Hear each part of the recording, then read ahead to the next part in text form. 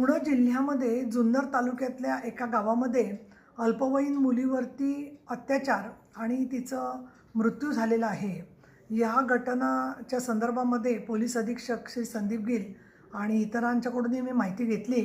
त्यामध्ये आरोपीला अटक झालेली आहे आणि हा परिचित होता आरोपी, परंतु दुर्दैवाने त्या मुलीला घेऊन तिची दिशाभूल करून त्यांनी नंतर तिला अत्याचाराचा बळी केलेला आहे।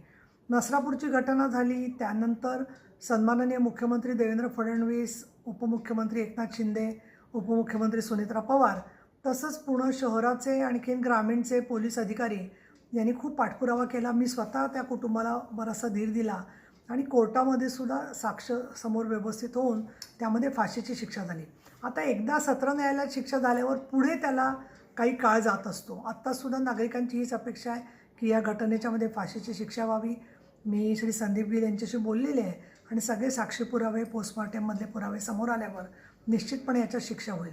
परंतु मूळ मुद्दा असा आहे की आमच्या शासनाच्या ज्या यंत्रणा गाव पातळीपर्यंत सक्रिय असल्या पाहिजेत आणि केवळ मुलींमध्ये प्रबोधन करणं पुरेसं नाही आहे, तर जे तरुण मुलगे आहेत किंवा बेरोजगार आहेत, युवक आहेत, सातत्याने वेगवेगळ्या मार्गाने येणारं अश्लील वाङ्मय, ड्रग्ज आणि याच्यामधून खूप त्यांच्या भावना ज्या आहेत त्या अतिउत्तेजित होत असाव्यात की जेणेकरून समोरची व्यक्ती पूर्णपणाने बलहीन आहे किंवा आपल्याला प्रतिकार करू शकत नाही आणि त्याचा देखील गैरफायदा घेतला जातो आहे असं मला वाटतं।